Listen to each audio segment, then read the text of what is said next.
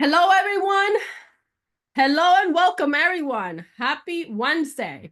My name is Flery Cervello, and I am part of the Entre Amigas Latina track committee members. We are delighted to have you join us for today's webinar, Building Wealth with Purpose, Part 2. Today, we'll be diving into the top 3 investment strategies that can help you create a meaningful and sustainable path, financial success, retirement, planning, generating passive income, and building a strong investment portfolio. We are fortunate to have a distinguished presenter, Jennifer Guzman, who will guide us through an insightful discussion focused on how these strategies can work together to support your long-term financial goals. Jennifer will help us understand what true wealth building looks like and share practical, actionable steps you can take right away. Throughout the session, we'll define each investment strategy, discuss how they align with different life stages and financial objectives, and explore how to craft a plan that supports both stability and growth. We're excited for the opportunity to learn, grow, and engage with you today.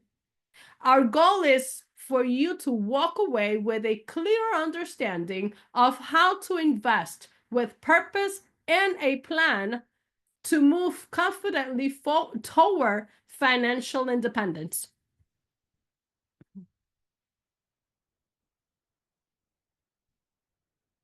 Now, it is my pleasure to introduce our speaker for today, Jennifer Guzman, a dynamic first-generation financial consultant who has made a significant impact in both her profession and her community.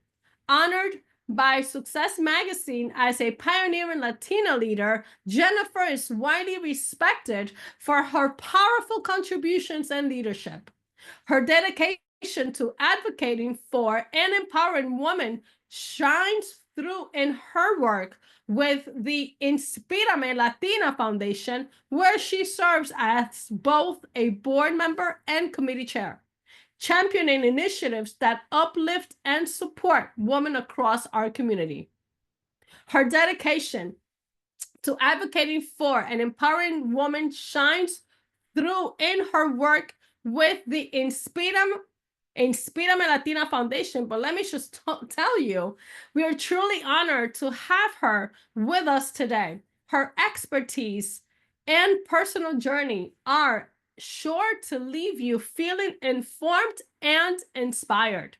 Please join me in warmly welcoming Jennifer Guzman. Jennifer, take it away. Thank you so much, Flerisel, for such a beautiful introduction. You got me blushing here. It's like every time people introduce me, I don't know who they're talking about.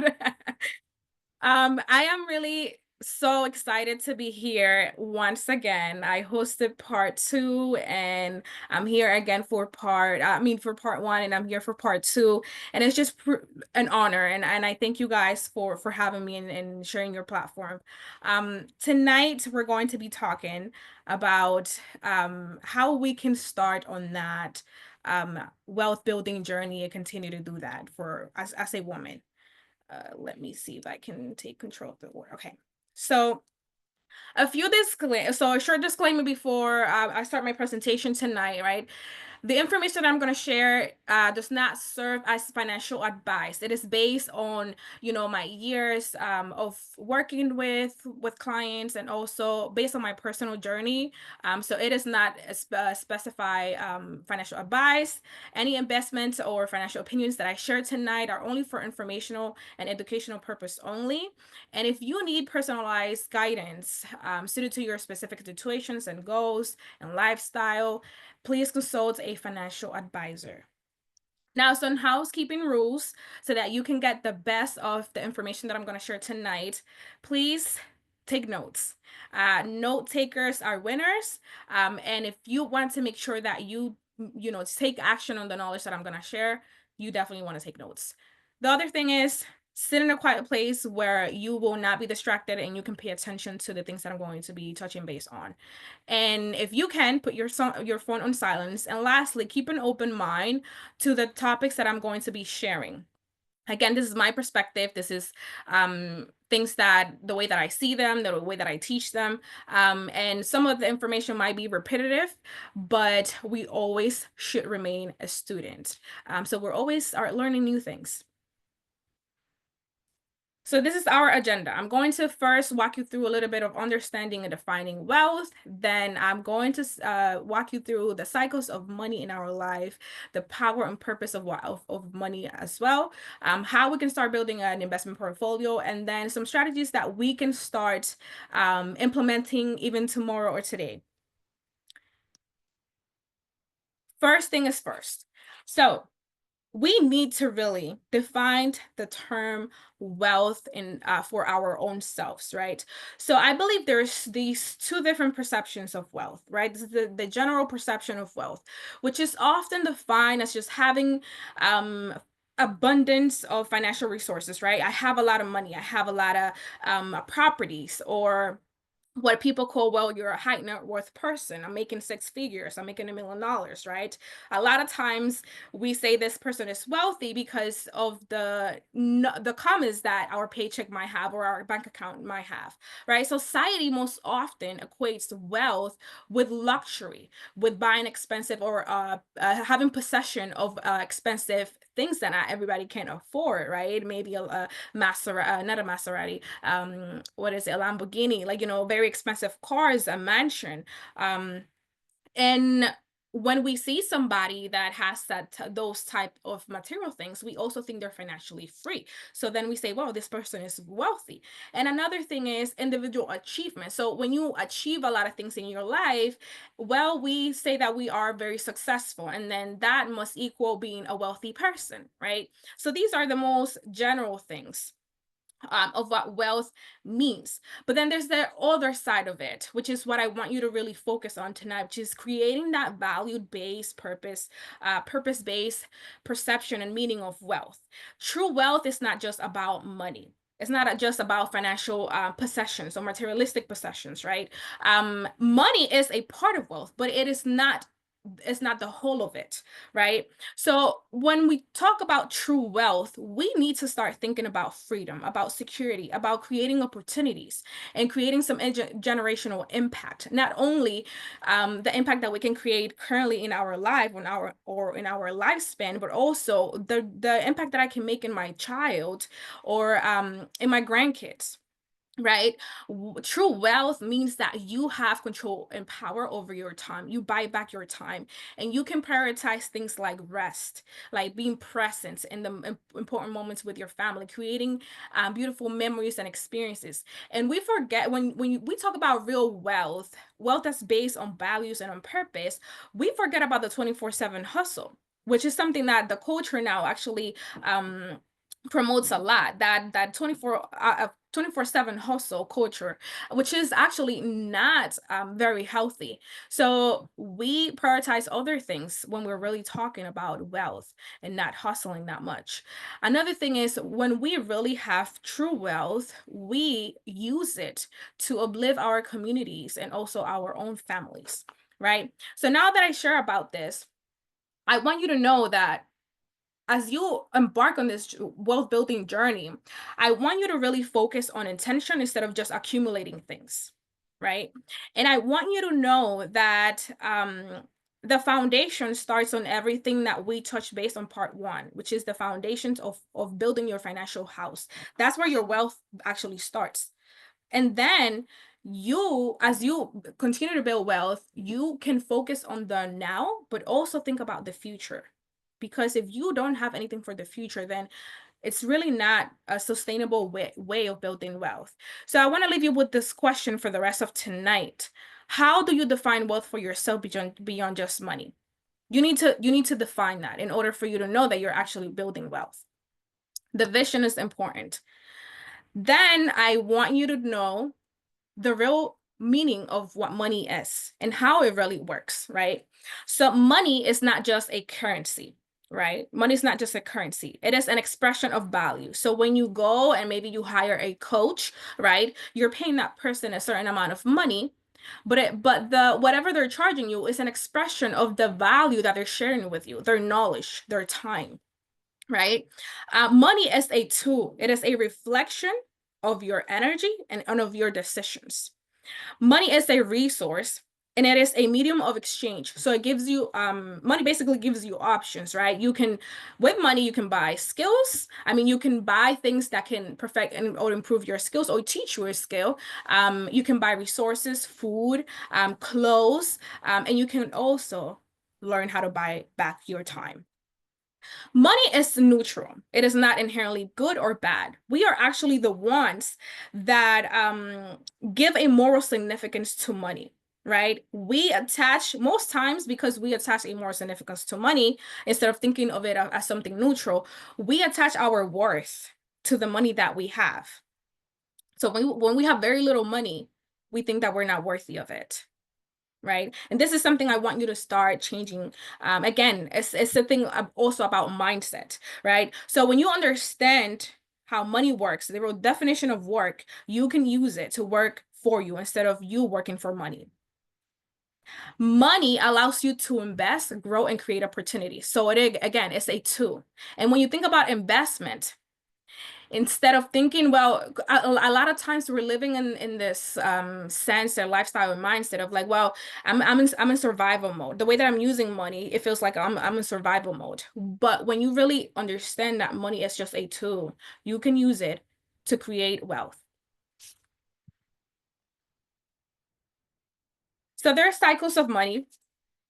There are cycles of money that are a core of how it flows throughout our life, right? So the cycles of money, I mean by how we interact with money throughout our life, right? So I really want us to bring some awareness to this because it is key in this journey when it comes to wealth building.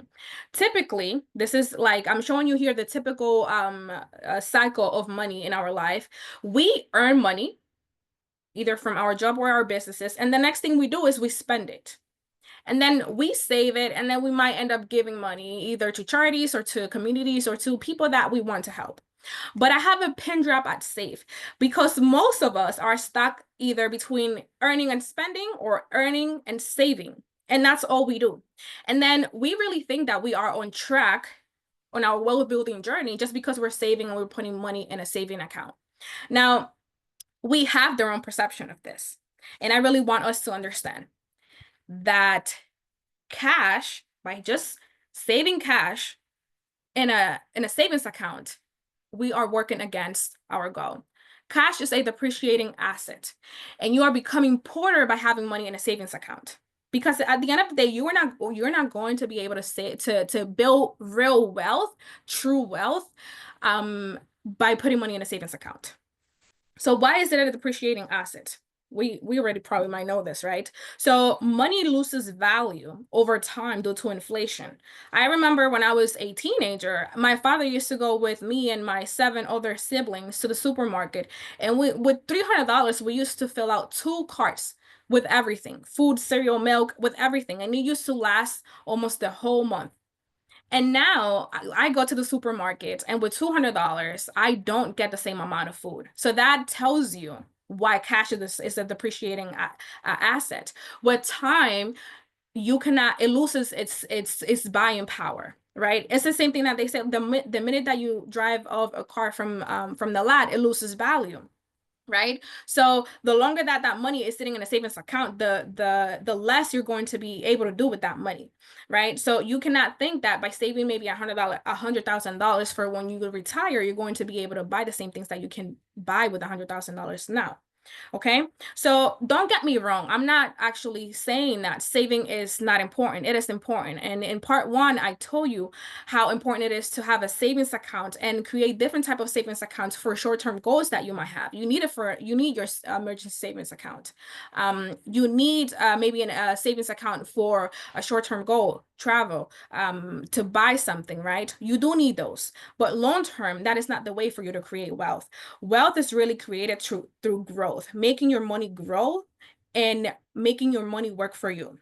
So that could be through investing and buying assets, right? So as we build wealth, I really want us to know that we need to disrupt the typical cycle of how money flows in our life. So this is how I really want you to, it's maybe a complicated illustration, but this is how I would like you to start directing your money or cycling your money in your life. You earn your heart, you work hard to earn that money, right? And I actually want you to also change that mindset and perception. You don't really need to work that hard to earn money, but you earn money. And the two things that I want you to prioritize and flow your money to is investing and saving. And once you do that, think about, well, I'm investing and saving because that's the way how I'm paying myself first. I put myself first. I put my goal of wealth building first. So that's why I prioritize investment and saving. Then from there, whatever it's left, or from the money that the investments is generating at some point in your journey, it doesn't mean that it's going to happen now. Then I'm giving, then I'm spending. And then I have an arrow pointing from a spending to investing, because later on I'm going to touch base on how you have to change your mindset on from being a consumer to owning. Spend money on the things that you own. And that way, the money that you're spending is actually circulating back to you in a way. Okay. And you might understand this a little bit later on when I explain it to you. Now, we have a big issue, right? We are actually working very hard to build wealth, and we feel frustrated and we feel stuck and we feel like we're not making any progress. So what is the issue? What's holding us back from building real wealth, value based wealth? Well, I have 4 reasons here that actually one can correlate with the other, and I'll explain it to you, right? So you have to think about wealth and money as languages. I came here when I was around 10 years old, and I was born in the Dominican Republic, and I didn't know the language. But when I came here, I went to school. They taught me how to write proper English, it took time for me to actually grasp the idea, how to pronounce the words, how to write properly my ideas on paper so that they would sound correct. Because, I had this problem when I was thinking in Spanish, and when you write it in English, it didn't sound the same way and it didn't make sense. So I had to really work on that. But the school system had the tools, had the curriculum, they had the teachers, the trained teachers to teach me how to actually learn how to speak English properly. The same thing happens with wealth. If we don't know how to speak the money, if we don't know how to speak the language of money and wealth, then we are not going to be able to comprehend how to build it. And this goes back to the correlation of being in a system that where there's or in communities where there's lack of access to the proper financial education and the proper tools, right? And it is so important to us because if you think about it, a lot of the financial institutions, a lot of the programs that might be available out there, they are really not talking to us. And this is how I personally feel. They're not talking to us, they're talking over us. Right. So I cannot relate. I cannot feel like I can accomplish these things, that I can learn it, because it's something that at a point I can't comprehend, even sometimes the terms that they're using. Right. There's also things that the programs out there, the tools out there don't comprehend. Besides struggling with the language, understanding the language of wealth and money, we're also are fighting to understand the cultural and emotional language barriers as Hispanic communities. The other thing is that it might take us longer because representation matters. And that's the one that I have in the middle. A lot of time, well, for me, in my opinion, there's a lack of representation, right? There's not a lot of Jennifers that look like me, that came from the same background, and that are open to talk about money, right? Or their journey out loud. And I cannot relate sometimes to a lot of the people that are teaching this, that are creating the tools, that are creating the programs, because I feel like you don't understand my journey. You don't understand me, right? So it's hard to envision yourself doing it, and it's hard to envision that it's possible. It feels out of reach. Then the other thing is we are pursuing the wrong definition of the American dream.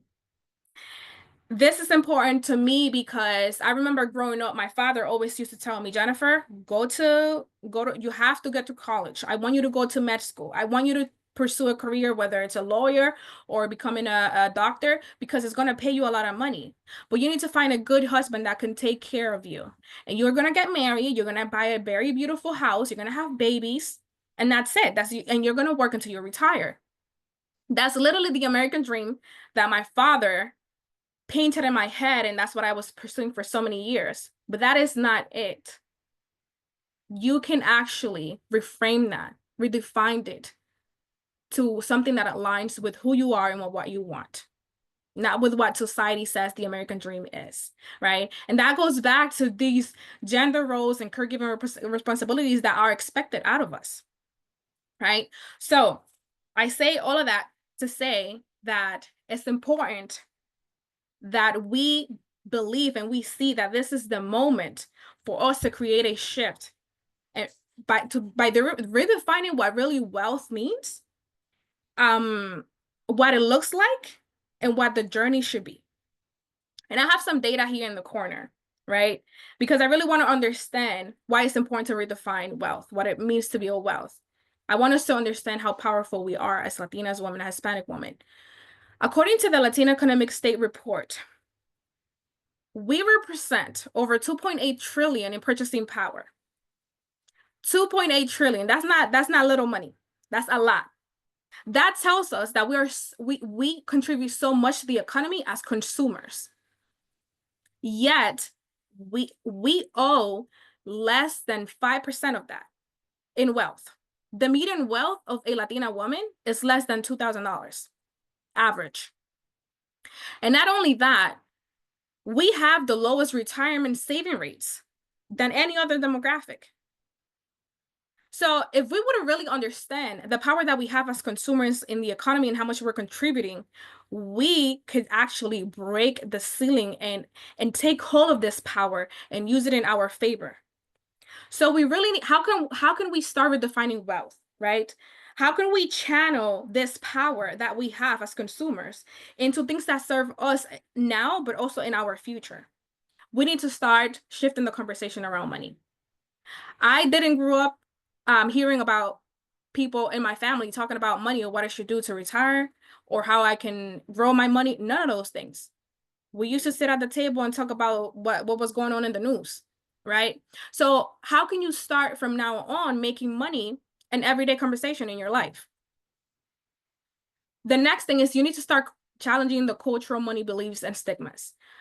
I was raised thinking that I always have to work hard to make money, and that is the only way to do it. I saw my father work 80 hours in a week sometimes even more than that. My father used to work 7 days out of in the week to make money. He never used to take a vacation.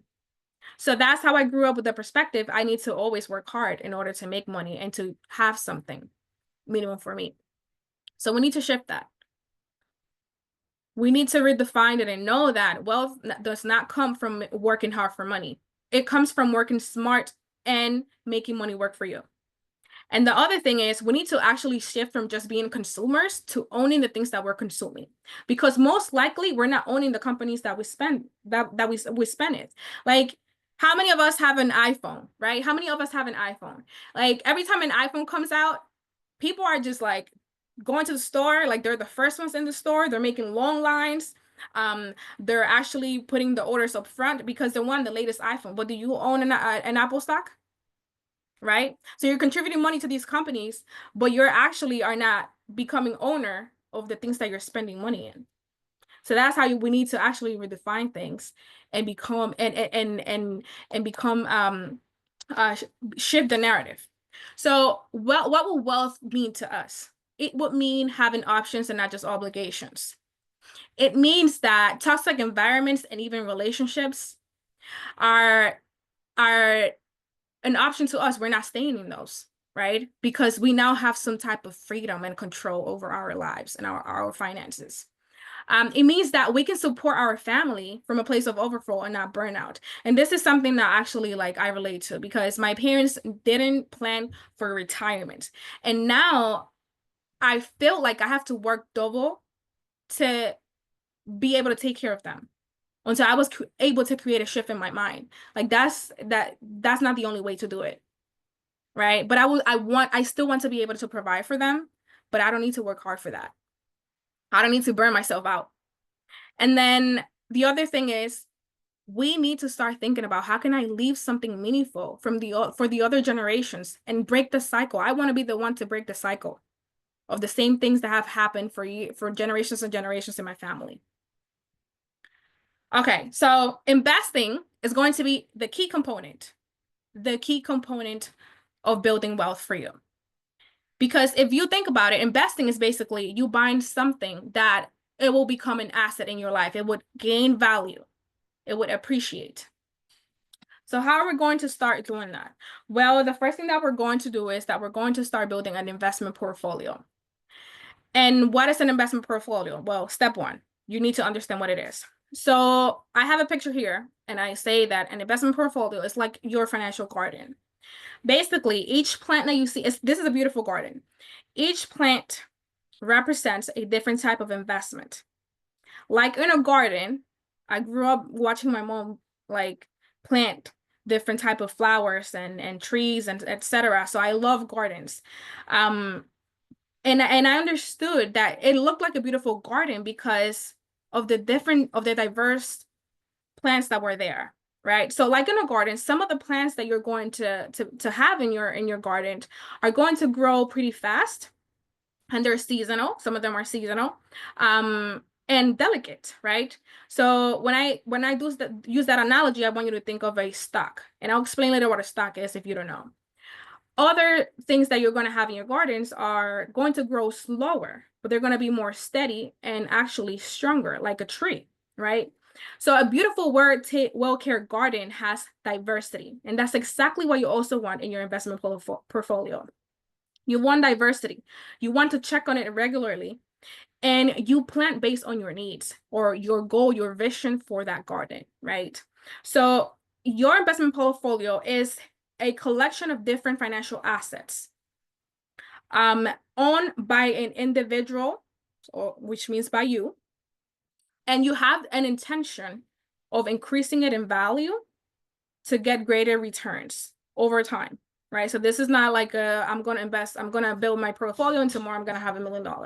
This is going to happen over time, right? Just like when you put your plants in a garden, like when you're planting, it takes time for them to actually flourish and bloom.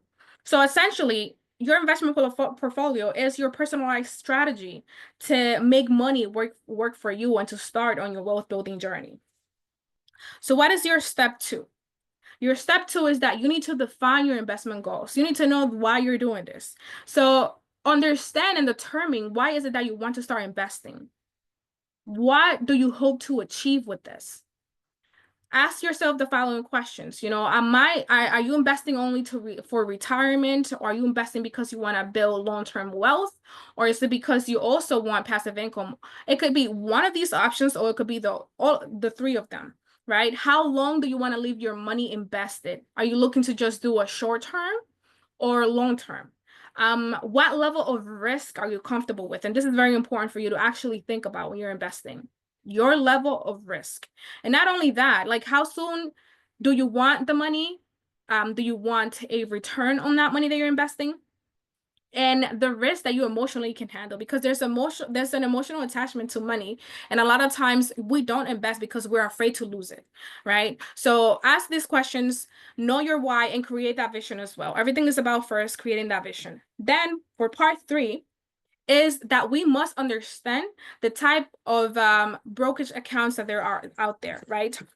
So what is a brokerage account? It's basically a platform that lets you buy, sell, and hold those type of investments. Think of it of like your digital toolbox to hold them.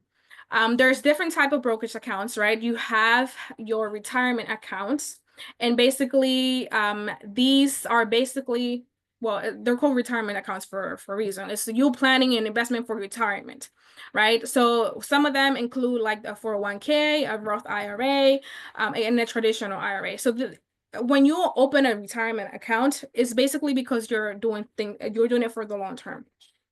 Then you have a brokerage account. This is a more flexible, it's more simple to open. There's no contribution limits to this one. And also when you withdraw money from this brokerage account, you might pay taxes on the gains or on the return that you had from the investment that you made. And then you have a custodial account. Basically, this is for your children, for your minors. You are basically opening an investment account and you're investing on behalf of your children. And when they become 18, you can transfer the ownership of that account to them, right? So this is a way to also start building wealth for your baby, for your kids. So the next thing is,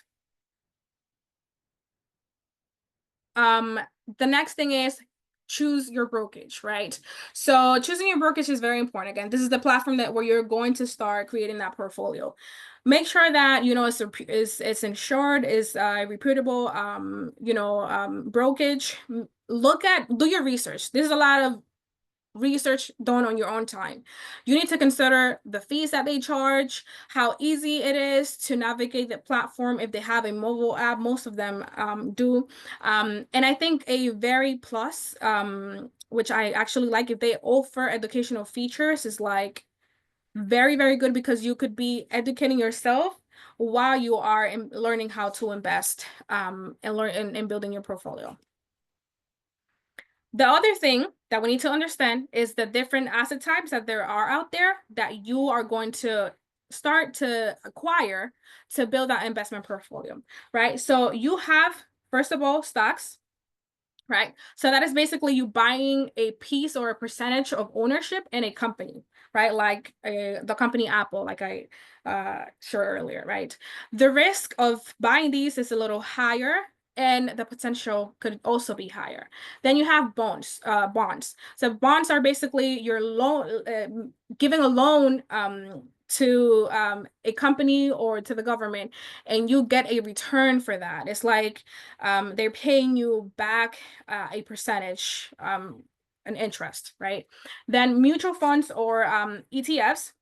It's basically a bundle of investments. So think of this as you have a bucket, and basically in this bucket you have different pieces, and each different piece represents a different company, right? So this basically offers a more stable, a more medium long-term type of growth with your money. Then the last one, which is cash, just having cash, like in a savings account, or cash equivalents like a CD. A CD is basically, it offers sometimes a higher interest rate than any other type of saving account, but you must keep it in that account for sometimes 5 years and 10 years, and it can give you a higher return than from just having your money sitting in a regular saving account, earning 0.01 cents per month, right? Okay, so now that we know the different type of asset types that you can include in your investment portfolio, we're going to go into step 5. This moves. Okay, we're going to choose an investment strategy. Now, there's different type of investment strategies, but the first thing that you need to determine is whether you're going to be an active investor or a passive investor, right? So this means how involved do you want to be managing and controlling your investment portfolio, right? So if you want to be an active investor, that means that you're doing the hard work, you're doing the research, you're informing yourself, and you're basically doing everything that it takes to invest, right? Every day you might be sitting down and doing research on a company, like, okay, is this the thing that I'm gonna invest next? Right? So you're more active, you're continuously doing the hard work. Now, and a passive investor is completely different. A passive investor, basically, you look for opportunities that can give you a greater long-term return, and that you don't have to basically actively be trading the money and investing into it. So again, your strategy matters. It all depends on your goals again, and what is it that you want to do with this investment portfolio, right? So if you want to be a passive investor, which is I honestly suggest this is the first way to go. because it's more beginning friendly, and this might be your first step. If this is the first time that you have ever done this, you can start by investing in an index fund or an ETF. Why? Because you're investing in a broader market, like in the S&P 500, right? And it offers greater diversification. So what is an S&P 500? So that is what is called a stock market index. What is that, Jennifer? So think of it as a report card, right? An S&P 500 is basically telling you, is tracking the performance of 500 of the biggest companies in the US, right? So basically you're buying into this 500 companies. So it offers you diversification. You're not putting your money in just one bucket, right? It's lower cost, it requires little maintenance, and most times is outperforming any other type of managed portfolio. Now, a hands-on investor, which is an active investor, is that you're actually buying individual stocks, right? That means you're going to be doing research. You're going to be looking maybe at the most stable companies that can offer you, some growth. So some possible stocks that I can suggest for you to start looking at, so that you can start maybe like considering and analyzing what type of investor you want to become. Maybe do some research on Apple, Microsoft, and Google. These are things we use every day, right? So why not invest in the things that we're consuming? Again, making that shift in that and mindset. And then the other one is becoming a dividend investor. So this is more if you are interested in passive income, right? So you can invest in stocks that pay dividends to you, or for instance, an example are REITs, so which are real estate investment trust, and basically it offers you cash flow. So if this is something you want to maybe do in the short term, right? This is a great way to also go about building your investment portfolio. So do your research and look into it. Pretty good. Now, the last two steps are you need to fund your account. If you don't put money in that brokerage account that you open, then you're not going to be able to start investing, right? So you want to make sure that you fund your account. You can start with as little as $100, depending on the type of account that you open. And then I suggest that you every month start getting into the habit of contributing to that account and then putting it into one of those type of investments that you're choosing. And then the other thing is, it's very important to go back and track it. Investing is not set it and forget it, and then I'm going to come back and I'm going to have $1 million there. No, that's not how it works. You need to actually go back and monitor. Just as I suggested in part one, with the basics of your finances, of your financial house, you need to be looking at your finances and doing an analysis every quarter, every year, or however it works out for you. And you need to assess if whatever you're investing in is working for you, or if you need to sell those investments and invest in other things, right? So it's very important to monitor and rebalance over time. The three things that are for me very important in do's and investments, it doesn't matter where or what it is. Invest in things that you only understand and that you love. So if you're using Apple and you like it, if you're using Samsung and you like it, then look into it and invest, right? Be forward thinking. Do not invest in a company just because of what it is doing right now and how it's performing right now. Think about where the company is going in the future, right? Think about the future, not only in the now. And again, diversification is the most important thing when you're building an investment portfolio, because it gives you basically some type of leverage. It gives you some type of balance. And again, you don't never want to put just all your investments into one type of let's say, of stock, because there's higher risk doing that. Then there's some common fears and misconceptions that I wanted to cover, because a lot of us go through this. I went through this, right? One of the things I was stuck up for most of the time is like, I'm waiting for the perfect time to go and invest or open my brokerage account and buy a stock.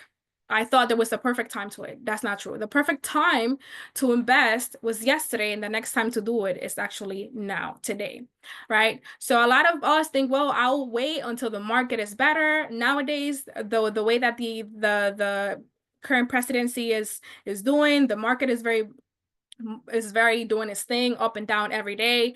A lot of people are filled with fear, so we think we are going to wait for the perfect time.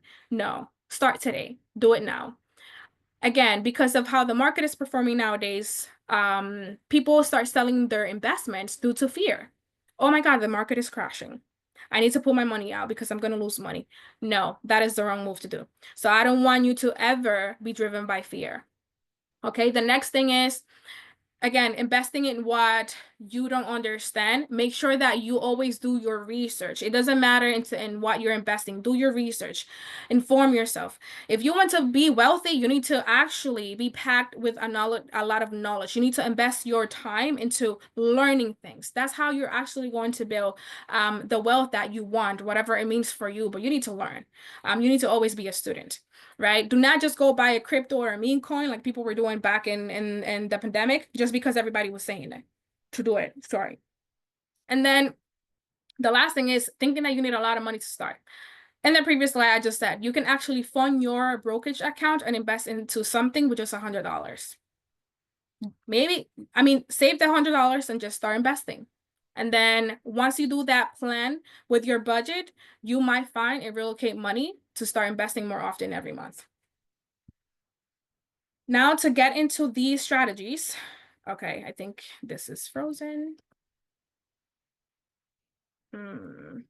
Okay, yes. All right, so the top 3 investment strategies that I suggest for anybody is to first invest into an index fund or ETF, right? And I previously explained what these are. It's basically a bucket holding different pieces of a company, right? So index funds are a type of mutual fund, right? Designed to mirror the stock market index, just like I explained, similar to an S&P 500. And an index fund is basically very similar to an ETF, but these are very low cost. Again, they actually average 8 to 10% annual return. And you want to do this for a long-term investment, right? So you want to make sure that in your strategy, you include short-term investments, long-term investments, and things that can guarantee a certain percentage of annual return in your money. Again, wealth is about making your money grow and making the money work for you. Okay, so this is going to do the job. Now, the next strategy that I want you to do is, I don't know, it's taking forever every time I hit the slides. Can you do it for me? Okay. The next thing is dollar cost averaging. So this is a strategy that is going to help you invest with consistency, right? So what is it? It's basically you implementing this strategy where you're going to invest a fixed amount of money at regular intervals into the stock market, right? Regardless of like what the market conditions are. So you're not going to pay attention that the market is crashing and you're not going to do this. Basically, you can actually set yourself for saying, okay, every 2 weeks, I'm going to invest $50 into an index fund or into this particular stock. And there's so many things that you can do when you open a brokerage account. You can even basically, I don't know if it's an alert that's called, you can set some type of alert that it will let you know when maybe a stock that you want to buy or a company that you want to invest in hits a certain price, and then it will buy the stock for you and it will invest the money for you. But again, you need to do that, right? That's the dollar cost averaging, just putting that strategy into place. And it is very powerful because one, it reduces risk from buying at regular intervals. It would help you avoid just investing your money all at once. It encourages and it will teach you discipline, right? Because sometimes we just invest one time. We need to do it regularly. So it is a way to automate your investments, and it would also teach you or get you into the habit of taking advantage, when the market is dropping. Think about when the market is crashing, think about it as like Black Friday. It is the best time to go shopping, okay? So it's just about working on the mindset and putting the strategies in place. The next one is my favorite one. The next one is my favorite one because it is the way to buy back your time. So becoming a dividend investor through real estate investing is a way to earn passive income. And a lot of people nowadays talk about passive income. So one way that you can do that is buying REITs. So REITs, the acronym is REITs, but it's real estate investment trust. So basically there's a lot of companies that own real estate and they sell it to you in a stock, right? So you buy the stock from this real estate company, from the real estates, and they pay you by owning this stock. They pay you sometimes quarterly. Some of them pay you annually. So this is a great way. I call it that. It is a great way to buy your time back. So imagine just making, in your sleep, you're making money, and every 3 months or annually you're getting paid just because you have invested in this type of stock, which is called REITs, right? So I do it. It has made a difference in my approach into investing and how I use my money and my time. So look into it again, do your own research, and I hope you fall in love with it the way that I've done.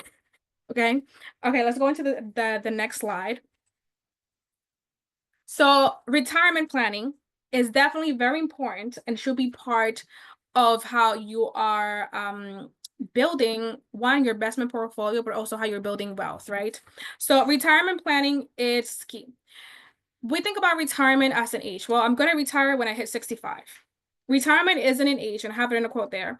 Retirement isn't an age, it's a number. It's a number and a plan, right? So basically a number, I don't mean by age, it's an amount of money, right? So you retire when you feel like you have enough of a backup to support the life that you want to live, right? So there's three main retirement vehicles, which are the accounts that people set up and build for retirement. There's the 401k, which is a lot of us know. It's provided by most times our employers. And these are pre-tax contributions. So before you earn money, before you pay taxes on that money that you earn, you're basically contributing to this 401k program, retirement plan. And your employer most times is contributing the same amount. So they're matching you. So if you contribute $100 before even paying taxes on the money you earn, they're also going to give you $100 towards that retirement plan.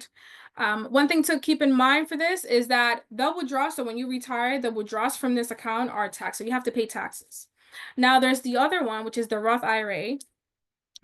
Is you contribute to this type of account after paying taxes. So you earn money, you pay taxes, then you contribute to it. But when you retire, the withdrawal, so every time you withdraw money from this account, you don't have to pay taxes on it. And if you are in a lower tax bracket, I suggest you go first for a Roth IRA before opening up a traditional IRA. A lot of people just say, well, open up a traditional IRA. A traditional IRA is a little similar than the 401k. So again, you are contributing pre-tax money before paying taxes, and you pay taxes when you withdraw the money during the retirement, right? So a traditional IRA gives you a tax advantage. So if you contribute to that traditional IRA, you can include it in your tax return, and it gives you what's called a tax advantage deduction, right? But a Roth IRA is different. You don't get a tax advantage at the moment you're contributing, but you are not going to pay taxes when you retire. And I feel like I prefer to pay taxes now because I know what inflation looks like now, but I don't know how inflation will be looking at 10, 20, 30 years from now. So I prefer to pay taxes now. I don't know about you, but that's a strategy to think about. The next slide, we're almost done. So how much do I need to save up or invest to retire, right? I want you to, when you think about that and you ask yourself that, then I want you to start with the end in mind, right? Define what your ideal retirement look like. It's all about creating that vision and knowing what is it that you want. So where are you going to be living? Are you going to be still living in the United States? Are you going to live abroad? Are you going to be owning a property or renting? What kind of lifestyle do you want to live? Do you want to just travel the world? Or, you want to be a grandma and just, be there and support? whatever works for you, whatever fulfills you and you want to do, then start with those things in mind. And then rule of thumb is, how are you going to estimate that amount, right? So there's a 25 times rule. So let's say that you want to actually live on $50,000 per year during retirement. So you're going to be taking that $50,000 and you're going to multiply it by 25. That amount is going to be the amount of money that you need for retirement. Then there's the 4% rules, right? The 4% rule actually goes back to the first one, the 25 times rule, which means that you will not withdraw more than 4% from your retirement accounts. And if you follow that rule, then your retirement amount of money that you have saved is supposed to last at least 30 years. Now, this has to be adjusted based on inflation. Again, inflation is part of our lives, but it's a rule that it was established and people follow it, right? Now that 70-80 rule. So this rule basically says that you plan to replace between 70 to 80% of your pre-retirement income, right? So that means that if right now you're spending $60,000 per year, then let's say you're going to replace that by 75%, then that means you need $45,000 per year during retirement. So you plan according to that. Now, lastly, some key variables for you to consider is the retirement age, right? So what age do you really want to retire? Do you want an earlier retirement? If you want to retire early, that means that you need to be more aggressive with the way that you're actually saving and planning and investing. Then inflation is very important for you to consider, because the cost of living is going to continue to rise every year. Every year it goes up between 2 to 3%, sometimes even 5%, right? Then taking into consideration healthcare costs, and if you're going to be debt-free by the time you retire, okay? So this is how I'm going to end the conversation tonight. Thank you so much, and we're going to open the floor for questions. Wow, Jennifer, thank you so much for those insights. I think you're absolutely right. We as Latinas and women in general need to be able to think about these items more for our lives, right? If we want to be able to live a certain lifestyle. Thank you so much for that incredible presentation. You share so much many valuable tips and strategies on wealth building that we can all take with us today. Now, we'd like to shift gears and make the most of the time we have left with a live Q&A session. This is your chance, everyone. This is your chance to connect directly with Jennifer and get your questions answered on the spot. Feel free to drop your questions in the live stream comments. We're excited to hear from you. So let's jump right in. We have two thus far, Jennifer, and I have so many questions, Jennifer, but I know that we're running out of time. So I think that we're going to take this offline. What mix of asset classes, that means in parentheses, stocks, bonds, real estate, etc., is a good starting point for a new investor? Yeah, so if you're in the beginner stage, I would say definitely start with the stocks, right? Well, he said stocks, but mutual funds and ETFs, again, like I suggested, would be the first thing that you want to put your money into. And then if you want to start investing into individual stocks, it's a great thing to do. Now, when you're thinking about creating that investment portfolio, I'm not saying to only invest in one thing, right? You need to go and start by steps. There's ladders to this. So you want to start with beginner-friendly things that can offer you a return, whether you want it short-term or long-term. But remember, when you're investing and when you're thinking about wealth, you're not thinking about how the return that I could get tomorrow or in a month. Investing and making your money grow and work for you takes time, right? So again, mix between having a percentage of money invested into ETFs or mutual funds, then another percentage invested into stocks, and then you could go in bonds, and then at real estate, etc. Now, real estate, You can, like I said earlier, real estate, you can invest into it as REITs, which is buying stocks that can offer passive income, or physical properties, right? That's another thing that you could invest in, but there's more risk to that. And you definitely need to be prepared for that. But if you're in the beginner stages, I said, the question is, that's a new investor. So if you are thinking into real estate, you definitely need to prepare yourself for that. So start into buying and building percentages of ownership into stocks, ETFs, and mutual funds. Yeah. Thank you so much for that. Now, the second question is, what's a smart way to invest consistently each month, even when I am on a tight budget? That's so important. Oh my God, I love that question because a lot of people actually feel like they're missing out because they don't have enough money to start investing because they either have a lot of debt or maybe they are the provider of their house and there's a lot of responsibilities on their head. So this is what I'm gonna tell you. If you watch part one of this, I walk you through on how to build that very solid foundation with your finances. And that meant you need to follow steps. You need to make sure that you know where you're standing at right now, right? You need to make sure that you have a sustainable budget that works for you and that in that budget, you're intentional how you're allocating your money, how you are, spending money in wants versus needs. So if you're tight on a budget, right? Because you have a lot of responsibilities. I want you to really be intentional and look at where is your money really going. Remember the cycles of money that I show you and you need to start being disruptive into that. Prioritize the things that matter for you in the long term. If the reason why you're not investing is because maybe you are spending money on something, maybe you're investing money on a subscription you're really not using, let's say maybe Netflix. That's like, I don't know, $20 if you have the higher tier, or $15 or $12. Cancel that, and maybe those $15 you can actually redirect it into an investment, right?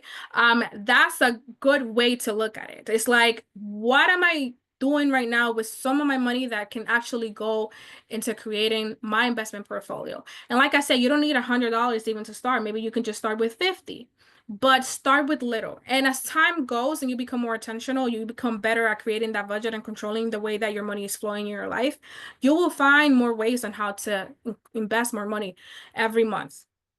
This is not something that's going to happen overnight. Be patient with yourself. It's going to take time. But the thing is, you really need to take more control and build that intentionality about how you're actually using the money.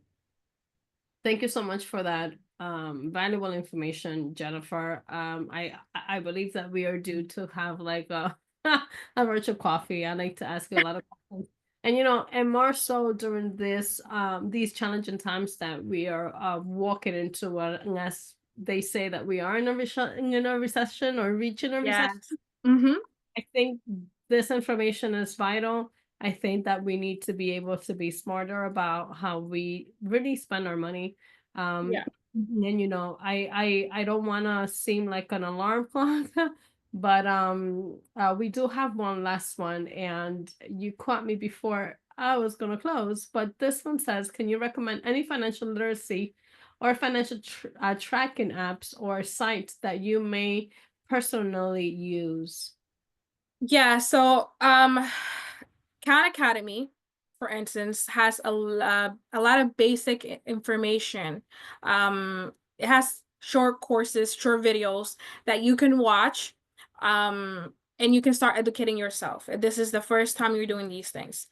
YouTube is honestly a very useful tool. You have to be careful who you're listening to, but if you want to learn something, then you can go on YouTube and choose somebody that's reliable to start learning. Another thing is start investing in books.